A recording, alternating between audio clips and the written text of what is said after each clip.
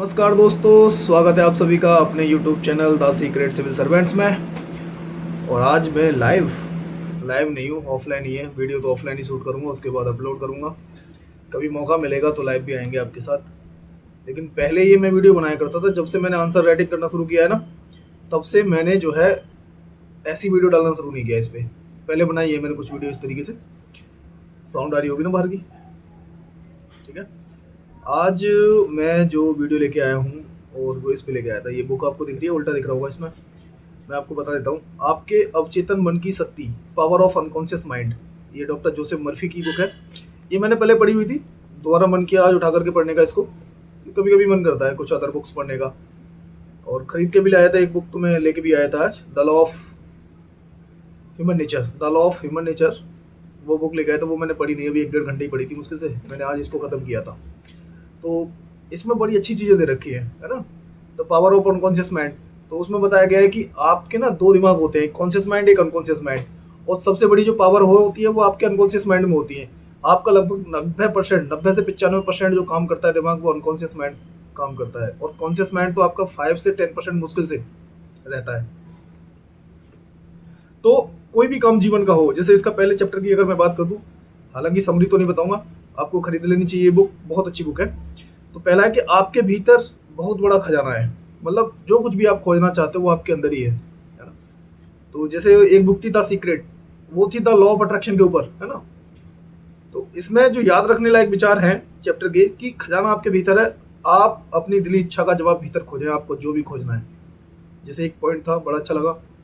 और आपको भी ये एहसास होगा इस चीज़ का कि अगर आप डिसाइड कर लें और आप ये सोच लें कि मुझे मॉर्निंग में इतने बजे उठना है, और आप ये सोच करके सोते हैं, आप अलार्म बजने से पहले, अगर आप अलार्म भी लगा दोगे ना, अलार्म बजने से पहले गिर जाओगे आप।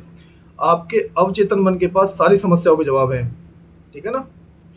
एक विचार इसमें दे रखा था कि इस तरह के वाक्यों का प्रयोग आप कभी ना करें, जैसे कि मेरे पास पैसे नहीं है, या मैं ये काम नहीं कर सकता। मतलब अनकॉन्शियस माइंड आपका उस जहाज, जो पानी वाले जहाज होते हैं, उसका जो कैप्टन होता है, आपका अनकॉन्शियस माइंड सिर्फ एक सिपाही की तरह काम करता है कि उसको ऑर्डर दिया जा रहा है। आप अपने अनकॉन्शियस माइंड को जो भी निर्देश दोगे वो एज इट इज फॉलो कर लेता है। उसको इससे कोई मतलब नहीं है कि वो विचार आपने नेगेटिव दिया या पॉजिटिव दिया है। इसलिए बोलते हैं कि आपका चुनाव ये तय करेगा कि आप कैसे विचार उसको पहुंचा रहे हो। हमेशा बोला जाता है ना कि आपका फ्रेंड सर्किल ऐसा होना चाहिए जो पॉजिटिव विचारों का हो, आपका वातावरण ऐसा होना चाहिए कि पॉजिटिव विचारों से हो। जब हम पढ़ाई लिखाई करते हैं, घर पे रहते हैं, उसके बाद हम लाइब्रेरी जाते हैं, अंतर आ जाता है दोनों में, है ना। और ऐसा नहीं है कि रूम पे बैठ कर या घर पे बैठ के ही पढ़ाई नहीं होती। और फ्रेंड सर्किल, हम बोलते हैं कि फ्रेंड सर्किल बहुत अच्छा होना जरूरी है, क्योंकि माँ बाप को तो हम नहीं चुनते, माँ बाप को तो हमें ईश्वर भेजता है। लेकिन हाँ, दोस्तों का चुनाव तो हमारा होता है ना आगे चल के। हमारी जो मित्र मंडली होती है, हमारा सोशलाइजेशन तो वहीं से होता है। आपका अनकॉन्शियस माइंड को जो निर्देश जाते हैं उन्हीं पूर्वाग्रहों से जाते हैं, जिनसे आपका जो पोषण लालन पालन हुआ है बचपन से बढ़कर के आज तक, सोशलाइजेशन जो हुआ है स्कूल के माध्यम से, मित्र मंडली के माध्यम से, है ना। तो कभी भी आप अपने आप को नेगेटिव विचारों से नहीं घेरें। आप अपने अनकॉन्शियस माइंड को वो निर्देश ना दें जिसे आप नहीं करना चाहते हो, है ना। तो नहीं वाले मैटर से बचें। अनकॉन्शियस माइंड को एक ऐसे सिपाही के रूप में मान लो, आप ऐसे दोस्त के रूप में भी मान सकते हो कि आप उससे कुछ भी करा सकते हो। आपको बस उसे निर्देश देना है। बाकी तो आप इस किताब को पढ़ोगे तो आपको पता चलेगा। जीवन का नियम विश्वास का नियम है, और विश्वास आपके मस्तिष्क का एक विचार है। उन चीज़ों में विश्वास नहीं करें जो आपको नुकसान या चोट पहुंचाएं। अपने अपने अवचेतन की शक्तियों का विश्वास करें। यह विश्वास रखें कि वह आपका उपचार करेंगी और प्रेरित करेंगी, शक्तिशाली और समृद्ध बनाएंगी। आपके विश्वास के अनुरूप ही आपको मिलेगा, है ना। और जब लगे कि आपके विचार आज तक जो गढ़े गए हैं, जो आपके पूर्वाग्रह से, या आपके विचार किसी चीज़ को लेकर के बने हुए हैं और वो कोई इफेक्टिव रिजल्ट नहीं दे रहे हैं, तो विचार को बदल दें। और विचार कब बदलते हैं? कोई इंसान अगर कोई एक किताब लिखता है तो उसके जीवन भर का अनुभव होता है उसमें। आज अगर हम हैं जो भी, तो हमारी लाइफ के साथ हमने जो भी वक्त बिताया है, जितनी भी पढ़ाई लिखाई करी है, जितने भी यार दोस्त हमारे रहे हैं, उनका प्रभाव है आज जो तुम भी हो। हमारे लक्ष्य जो भी होते हैं वो समाज के दिए हुए लक्ष्य होते हैं, हम उन्हें ही पूरा कर रहे होते हैं। तो जब भी लगे कि विचार आपके गड़बड़ हुए हैं, तो कैसे पता चलेगा? किताबें पढ़ने से तो पता चलेगा कि आप किस राह पे जा रहे थे, किस मोमेंट पे जी रहे थे। और जब हम पढ़ाई करते हैं, तो जैसे मैं एक बुक खरीद कर ला रहा था, मुखर्जी नगर गया था, तो जब मैं वहाँ ले रहा था तो दूसरे और बच्चे आए थे, वो दृष्टि वगैरह से पढ़ के निकल रहे थे। तो उस एज पे ऐसा लगता है हमको, यार अपनी किताबों से फुर्सत नहीं है, तो ऐसी किताब पढ़ेंगे कहाँ से। और ऐसा तो हमें भी लगता था एक टाइम पे, लेकिन अब समय निकल आता है और ऐसी किताब पढ़ने के बाद तो और कंसंट्रेशन अच्छा बनता है, दुनिया को समझने का मौका मिलता है। और एक जो विचारक, जिस और जो एक राइटर, जो लेखक जिसने बहुत ज़िंदगी उसमें खपाई है, उसके विचारों को जानने को मिलता है ना। और जैसे दूसरा एक चैप्टर था, आपका मस्तिष्क कैसे काम करता है। पहले बताया कि आपके मस्तिष्क ही खजाना है, उसके बाद बताया कि वो मस्तिष्क काम कैसे करता है। हुँ? जैसे बताया कि अच्छा सोचोगे तो अच्छा होगा और बुरा सोचोगे तो बुरा होगा। यही द सीक्रेट में लॉ ऑफ अट्रैक्शन कहता है कि जैसे वो एक डायलॉग है ना शाहरुख खान का, कि इतनी शिद्दत से मैंने तुम्हें पाने की कोशिश की और हर जर्रे ने मुझे तुमसे मिलाने की साजिश की। मतलब ब्रह्मांड की शक्तियाँ भी काम करती हैं, जैसा आप सोचते हो वैसा करने के लिए। हुँ? तो एक विचार है जिसको मैं बताना चाहूँगा आपको, कि आपके पास चुनने की शक्ति है, स्वास्थ्य और खुशी को चुनें। आपके पास चुनने की शक्ति है, आप सेलेक्ट करो। और धीमे-धीमे आदमी ना सेलेक्टिव हो जाता है। जब हम जैसे-जैसे बड़े होते हैं, है ना? और उसके बाद हम सेलेक्टिव हो जाते हैं चीज़ों में, लोगों से कटना शुरू हो जाते हैं। जो एक एज के बाद अकेलापन आता है ना, वो इसी वजह से आता है कि हम सेलेक्टिव हो जाते हैं।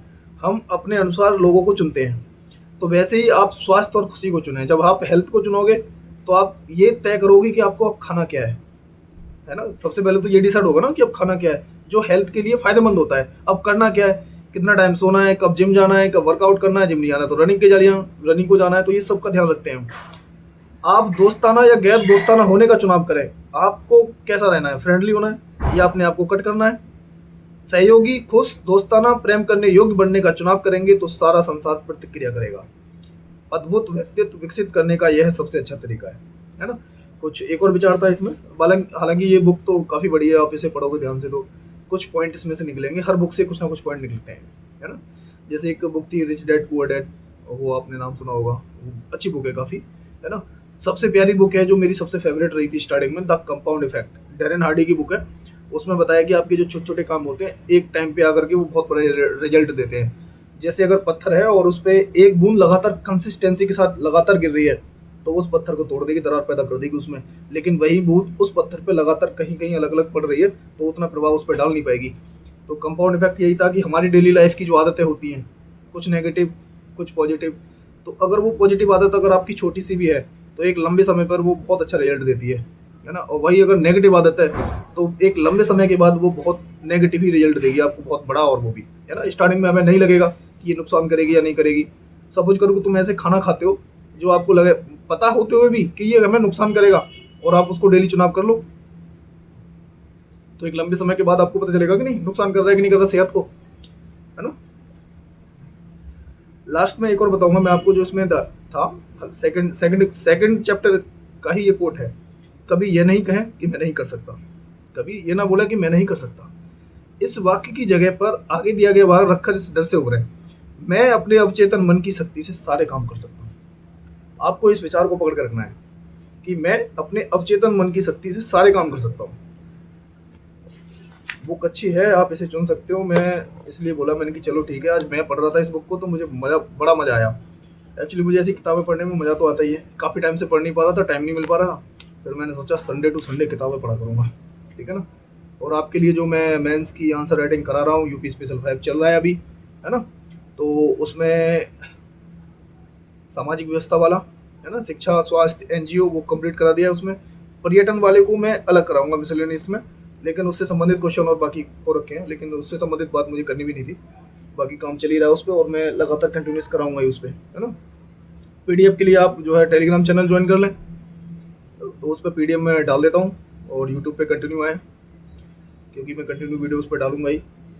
और लाइक किया करें यार, सब्सक्राइब किया करें, कमेंट भी कर दिया करें, इतना काम तो कर ही सकते हो। पूरे दिन भर में हम शॉर्ट्स पे बहुत टाइम बिता देते हैं, कुछ अच्छी चीज़ें कोई मेहनत करता है तो उसको अप्रिशिएट तो करना चाहिए। मैं तो बोलता भी हूँ आपको, वीडियो बनाते बनाते भी बोलता हूँ, पहले नहीं बोलता था लेकिन अब बोलना शुरू कर दिया है मैंने, कि अप्रिशिएशन दिया करो। हम्म, अगर अच्छा लगा करे तो दिया करो यार बिल्कुल, और बेकार लगा करे कि हाँ इसमें कुछ कमी रह गई है तो उसको भी बताया करो, क्योंकि वो सुधारा जाएगा फिर, है ना? कोई इंसान परफेक्ट नहीं होता, प्रैक्टिस कर करके ही तो परफेक्ट बनता है। अब मैं अगर इस फील्ड में कूदा हूँ, अगर मैंने आपको पढ़ाना शुरू किया है, देखो अब तक मैं आपके सामने नहीं आया था, कल को अगर मैं डिजिटल बोर्ड पे पढ़ाना शुरू करूँगा, कमियां तो रहती हैं ना। अभी मैं आपके सामने फ्रंट पे आकर तो नहीं पढ़ा रहा हूँ ना, खुद मेहनत करता हूँ, लिखता हूँ, उसके बाद आता हूँ इधर, तो धीमे धीमे बेहतर होगा। जितना मैं कोशिश कर रहा हूँ जितनी बेहतरी को लाने की, तो वो मैं कर रहा हूँ, ठीक है ना? उसके बाद जो है बताना और कमेंट किया करो, फिर से बोलूँगा मैं, ठीक है ना। और आज की वीडियो जो मेरी थी वो इसी को लेकर के थी। बाकी कल मैं वीडियो डालूंगा। क्वेश्चन मैंने तैयार कर लिए थे, 5-6 क्वेश्चन आज लगभग तैयार किए थे, बट मूड नहीं था। एक्चुअली आज संडे था और पहले आदत थी मेरी जो है मूवी देखने की डेली। रात को लाइब्रेरी से आकर के मूवियाँ देखता था, एक मूवी देखता ही था लगभग। अब टाइम मिलता नहीं है क्योंकि अब टाइम काफ़ी अपनी पढ़ाई के लिए, फिर आपको वीडियो बना करके देना, फिर दोनों काम हो गए ना, है ना, अपनी स्टडी करने का भी और टीचिंग करवाने का भी। तो आज 2 मूवियाँ मैंने सेलेक्ट करी हैं, उनको देखूँगा आराम से। एक तो हमारे बार है और दूसरी महाराजा, है ना, महाराज। तो दोनों मूवियाँ हैं, एक है मुस्लिम धर्म के ऊपर, दूसरी है एक हिंदू धर्म के ऊपर। दोनों मूवियाँ देखी जाएंगी, देखो कैसा रहता है एक्सपीरियंस। अच्छी बता रहे हैं, बाकी तो हम देखेंगे रिव्यू जब रहेगा उसका, ठीक है ना। Okay, so thank you, bye bye.